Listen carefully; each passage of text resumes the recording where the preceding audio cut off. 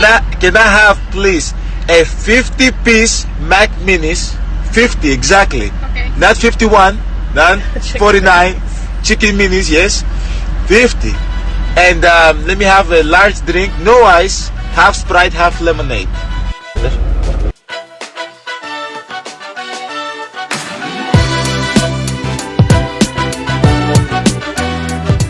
Oh, Giannis Antetokounmpo in the drive-thru at Chick-fil-A. This is interesting to see. Your daily sports podcast about news, narratives, takes, and gambling.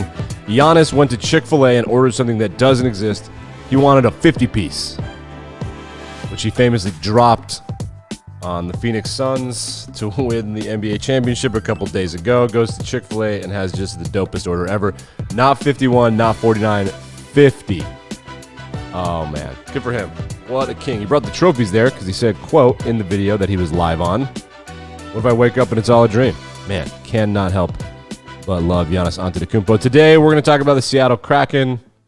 The expansion draft was yesterday and how much fun that always is. We are also going to roast Michael Wilbon for just an old man take. We're going to look at the Buffalo Bills in our gambling preview and our NFL preview this year, and a couple MLB bets if you're into that kind of thing. But we're going to start today with the absolute effing mess that is the Tokyo Olympics.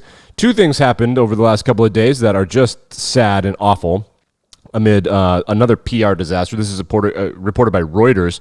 So if you woke up and saw that Holocaust was trending with the Olympics, that's because they found a 1990s comedy routine from the open ceremonies master or minister where he made a Holocaust joke. Of course, Japan famously on the wrong side of World War II back in the 40s. So that's particularly sensitive, which is, I'm sensitive about cancel culture. I think firing this person is the correct move. I'm not sure how everyone else feels. I think it was probably the right move. I don't know what the joke is, and if I did, I wouldn't say it. I'm not going to perpetuate that kind of thing. Right here, Kentaro Kobayashi was forced to step down on Thursday, where it's Thursday now in the United States in the morning, but it was Thursday yesterday in Asia because that's how, time and space work. So he was forced to step down. This happens just, I believe, a day or so after the Norwegian beach handball team, and I'm pulling it up on the screen now from the New York Post, they were fined for wearing these bicycle shorts. You can see these women in like bicycle shorts, things that you would wake up on a Saturday afternoon, you're going to be a person that takes up half the road in Colorado or whatever. That's what they were wearing, along with their sports bra bikini tops.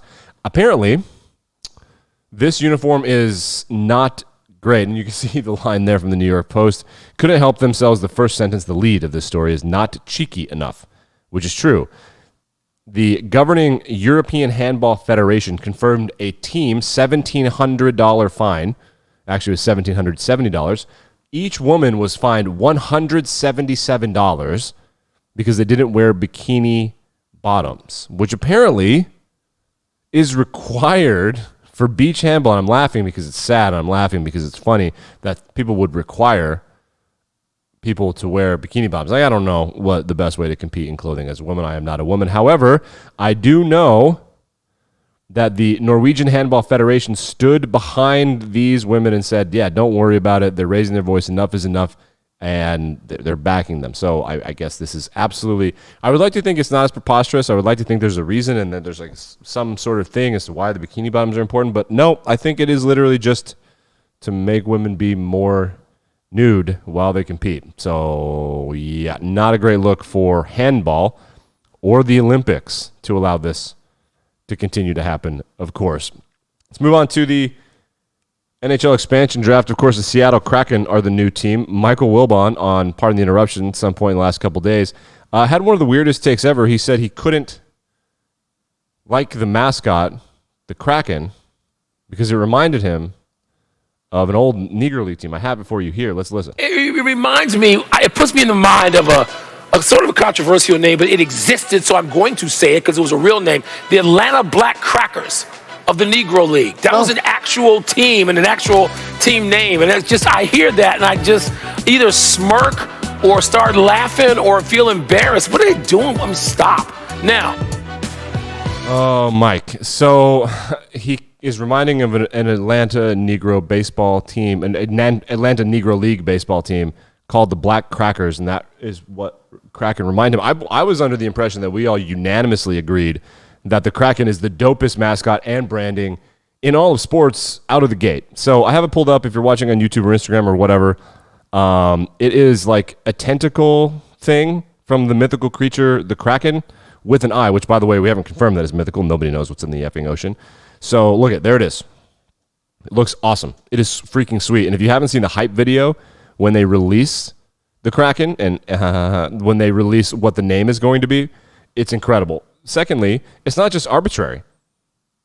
The Seattle Pacific Northwest coast has one of the highest concentrations of Swedish and Norwegian Americans in the United States. The only place with more and a higher concentration is in Minnesota. That's why they're called the Vikings. Nobody makes fun of that name. Also, it's a maritime town. This is a maritime mythical creature. Seattle is so Swedish that the name of the major hospital in Seattle is literally Swedish. You just have to Google Swedish Seattle, and it will ask you when you want a doctor's appointment. That's how Swedish they are. This is freaking sweet. It's a maritime town with a bunch of Swedes and Norwegians there, and we're all jealous of what Seattle and Pittsburgh are doing with the branding and the colors, like the Mariners and the Seahawks, and then you have the Pittsburgh Steelers and the Penguins and the Pirates. We're all jealous. So that was an absolute trash take by Michael Wilbon. He's an old man yelling at clouds because I swear I was under the impression all of us looked at the Kraken like, yep, that's number one by far in all of professional sports in terms of mascots. I digress. The expansion draft was yesterday, so if you don't know how expansion drafts work, I'll explain it to you really quickly, but it's really fun. This is the second time this has happened in a couple years. 2017, the Vegas Golden Knights had their expansion draft. All the other sports are jealous because it's a cool thing. It's good fodder for talk radio and whatnot, and that's what we're going to do. The way that it works is every team has a bunch of rookies or younger players on younger contracts. Those guys cannot be taken, right? So Seattle's going to get to pick a player from every team if they want to. Now, the younger guys, like the rookies and the prospects, or like the second or third year players, they are not available to Seattle, period. Then NHL teams can protect a bunch of guys. They have the opportunity to protect, I forget how many players, but it's something like 12 players or something. They are required, every NHL team is required to expose 2 forwards and 1 defenseman and 1 goaltender who's under contract for the following season. Those players that are exposed, Seattle gets to go team by team by team by team and just take one, and they get their contract. It's kind of there's been a big cat and mouse. One of the most famous goalies of all time, Carey Price, was exposed, and the conversation is like, are you going to take him for that huge amount of money that you owe him? And if you're a new franchise, like, hey, maybe take someone famous. It worked out. That's what Vegas did. They took Marc-Andre Fleury, the goaltender from the Pittsburgh Penguins. That worked out. It's good to have a famous player. So the expansion draft was yesterday. It was a lot of fun. People were like, who's being protected? Who did they take? In 2017, Vegas took a bunch of players that no one expected at all in any way. And then everyone, it was to the point, the freezing cold takes on this, I wish that Old Takes Exposed would find them. But people thought that it was such a bad draft that the NHL would have to step in. Joke's on you. They went to the Stanley Cup Finals in their first year. It was crazy. Something similar happened this week. Everybody's like, whoa, what are they? I don't understand. So maybe the idea with the expansion draft is fun because you don't just want the young best players. You want some that are cheap. You want some that maybe you can flip for assets. Like say your first couple of years don't go well. You're going to want to trade some of those guys to start over. So it's a lot of fun to go through. The list is available in the show notes if you want to look at it. I'm not really going to get too far into it. Not really shocked or interested in getting too deep into the players they selected. New York Islanders, Jordan Eberle is probably, in my opinion, their best player. Okay, so the expansion draft was fun. Google the Kraken stuff. It's awesome. People thought the Kraken was real. Carl Linnaeus literally classified it in his book of creatures that we know about. He only did that once, but he did do that. All right, let's move on to MLB odds. Haven't done this yet. I do have 2 plays today if you want to bet. Call me 1-800-GAMBLER if you have a problem. Bet responsibly. So the Detroit Tigers are my favorite team, and I digress. They're playing a 4-game series against the Texas Rangers. They've won the first 3.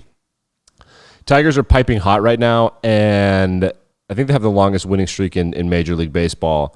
The Rangers are awful. They're the worst team in Major League Baseball at this moment. I don't know if they're the worst overall, but they are not very good. The Tigers are the best team in baseball against the spread at home. That game starts at 1 p.m. today. The Tigers are favored in the run line, -1.5.